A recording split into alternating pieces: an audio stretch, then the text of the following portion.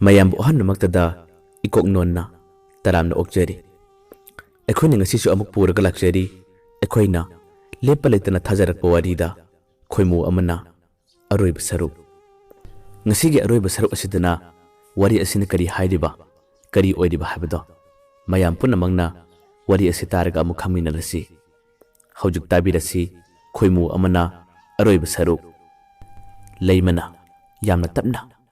mahaki manau nupi da hairame ai hojikti tamasarak ki mamana bado asum khalakle mabu nuksibasu asum helakle asum na wa kayam haibsideni manau nupi aduna khomme iche matam se matam amani ko matam sigi nupa singse aidi amata phawba thajaba ngamde aduna tamasarak ki mamana ba adusu aidi chingnai ma kanano kadino haibase fajana mukta khanta biyo leimana makhumme adubudi chumme aisu fajana khallabane makoina hairiba makoina ingwana tawriba singse kadino haiduna aisu changyen kaya amadi yenglabane kona thangda makoi ima phau yawn haire pusidene aina khumam khangdriba adu ngai khone tamasarak ki mamana ba adunabu engona nam thak tawgudra ta torokadra ne manau nupi aduna khumme mabudi mandi ise khangde matam sigi nupa singse aidi pangki diki aduga amuksu tamasarana tawkiba magi phattaba thawang singduga hairagade isena makhoi lekaida leibado chap chana laman khumga doribane aisu pamlibane phare adudi ise ayam chalage yumda thaba khara tawruge ado marakta wari khare libiyu ko ayam taningeba masena makhumme libige chala matam thenglagani nangsu thabak tawruro asumna hairaduna hojikti manau nupi adusu mayum chakre aduga leimadi manau nupi chakraba matungda mage phamungda phamlaga wakhal kaya amasu khalle aina tawriba aina thangileba khongthang asibu tasengna muk chumlibra hayeng karigumba mina ibu kari hainakini aduga asidagi kari apapata pholakani asumna thajadaba oinu oire khangdaba wakhal kayam khallaga leimado adum phamlaga leiri ngahak leirega su leimado magi machindagi tamna sole natte aina thangilib khongtang ase tasengna ma aran bane mase asumma natte aidi selurabi nupi amana magi le kaida leiba haibase mina ibnu onagani mina aibusu thina nganagani ai ahen pamalle ai asigi wakal si thatolage ai asi tawroroge haduna amuksu ninghanaba wakal kayam khalle numitugi matungdagi sarat ki mamana bado mamingna Romesh kaubane mahagna leimada yamna toina phone kayama tawrakki adubu leimadi ninghanaba singna jaba kaya aduna Romesh ki phone lado yamna toina paikite Romesh nadi phone paraktraba matamda message kayama tai thabak yamna chinbra khanakti karigino aina phone tawbada changnaina pairakte kari achinba yawrage haduna message kayama chu thari adubu leimadi ninghanaba pakhatchaba kaya aduna Romesh na phone tarokpa message tharakpada phawba karimata khumdre karimata haidre nungti numit khudingi Romesh to leimada sum call tawre leimadi kaya toina paide adubu yamna toina hanjin tarokpadagi kona thangda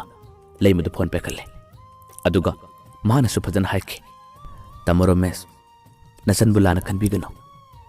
aigi wakal thadokpira tamo Romesh na aibu khanbi aibu nungsibi haibado aisu khange adubu ai wakal kaya ma khalaba matungda ai ngasigi phirep silepane tamo Romesh khoigi yungi ahalaman sing tharakani haibado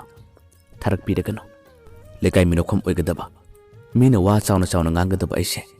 ngasidi tumina sumle jarage aduga tamo Romesh su chapmane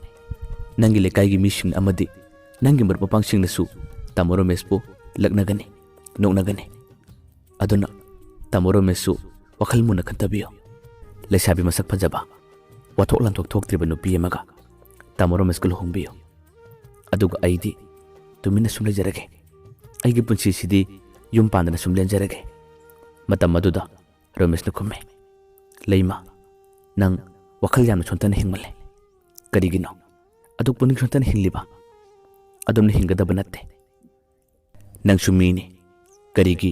ꯃꯤꯅ ꯃꯤꯕꯨ ꯍꯟꯊꯅ ꯌꯦꯡꯒꯗꯣꯔꯤꯕꯅꯣ ꯌꯥꯒꯗꯕ ꯑꯩꯅ ꯌꯥꯔꯒ ꯂꯣꯏꯔꯦ ꯑꯇꯣꯞꯄꯅ ꯉꯥꯡꯕꯗꯣ ꯀꯔꯤꯃꯠꯇ ꯂꯧꯔꯨꯅꯣ ꯑꯩꯅ ꯅꯪꯒꯤꯗꯃꯛ ꯂꯦꯞꯂꯤ ꯑꯩ ꯅꯪꯒꯤꯗꯃꯛ ꯍꯤꯡꯂꯤꯁꯤꯅꯤ ꯑꯩꯅ ꯃꯇꯨꯡꯗ ꯐꯣꯟ ꯇꯧꯔꯛꯄꯁꯨ ꯅꯪ ꯐꯣꯟ ꯑꯗꯨꯝ ꯄꯥꯏꯈꯠꯄꯤꯔꯛꯑꯣ ꯅꯪꯅ ꯐꯣꯟ ꯄꯥꯏꯈꯠꯂꯛꯇꯕꯗꯣ ꯑꯩ ꯋꯥꯈꯜ ꯌꯥꯝꯅ ꯅꯨꯡꯉꯥꯏꯇꯦ ꯑꯁꯨꯝꯅ ꯔꯣꯃꯦꯁꯅ ꯂꯩꯃꯕꯨ ꯐꯖꯅ ꯊꯦꯝꯃꯦ ꯊꯦꯝꯂꯕꯁꯨ ꯂꯩꯃꯒꯤ ꯋꯥꯈꯜꯗꯤ ꯅꯨꯡꯉꯥꯏꯇꯕ ꯊꯥꯖꯗꯕ ꯑꯣꯏꯅꯤ ꯑꯣꯏꯔꯣꯏ ꯈꯪꯗꯕ ꯋꯥꯈꯜ ꯀꯌꯥ ꯑꯃ ꯑꯗꯨꯝ ꯈꯜꯂꯒ ꯂꯩꯔꯤ ꯃꯇꯝ ꯀꯌꯥ ꯑꯃꯁꯨ ꯉꯁꯤꯗꯤ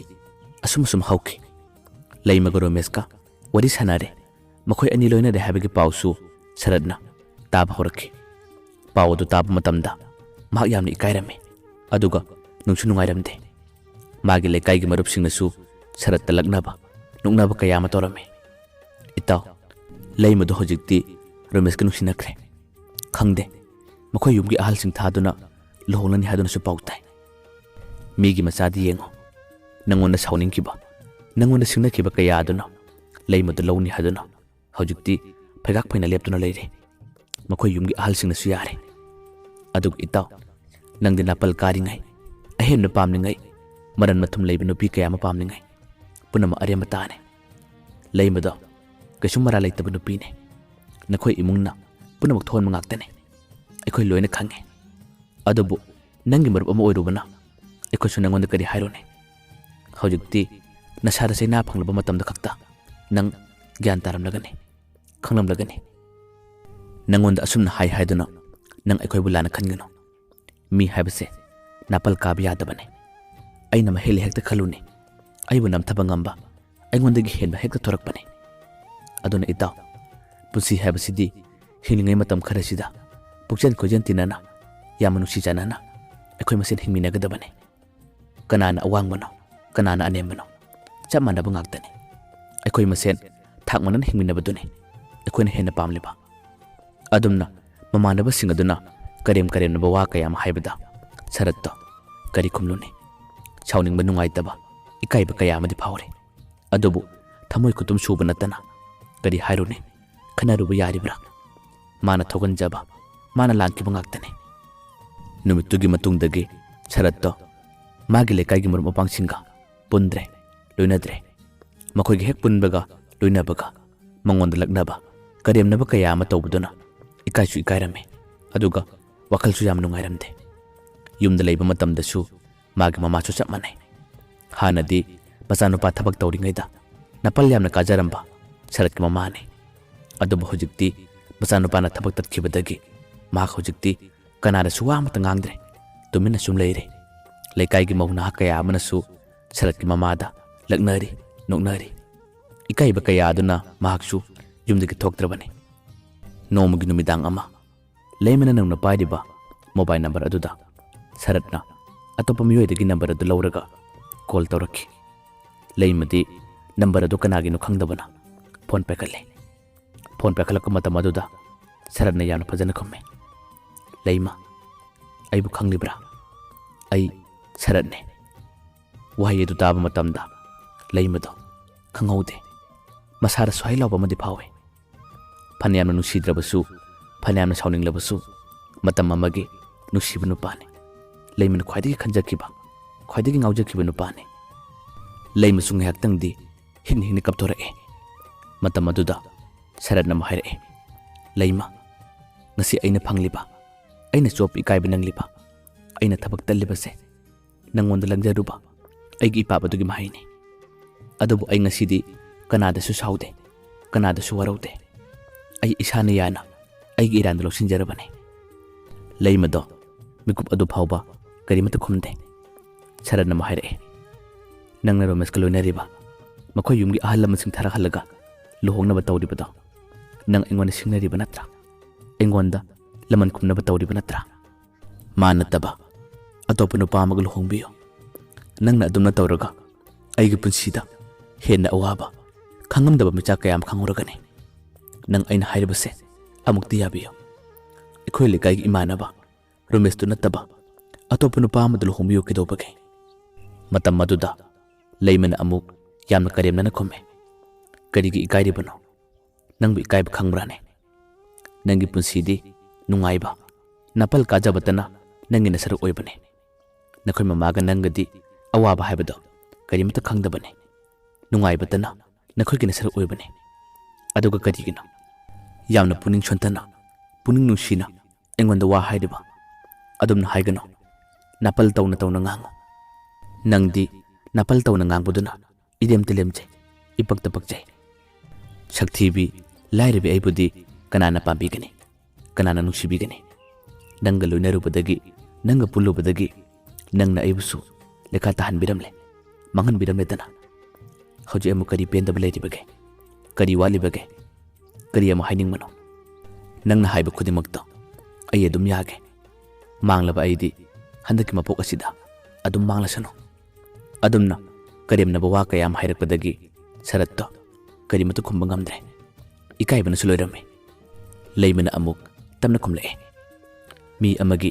asengo masak asengo magun haibase loina raga mi du kanano kadino haiba khang I hainai adabu aina nangbu matam kuina loina rakpa matam kuina tina rakpada aina nang kanano khangawdabana ngasidi aina sumna wabane asumna lekha tabu oikibane adubu ngasi aina warba matam asida tamo romesna aigidam lepire mana ibu hingan bire aingonda thawna kaya ma pibire maga aiga soidana lohongani hayeng lohongbada nangchu laoko sharanna amuk tamna khumlae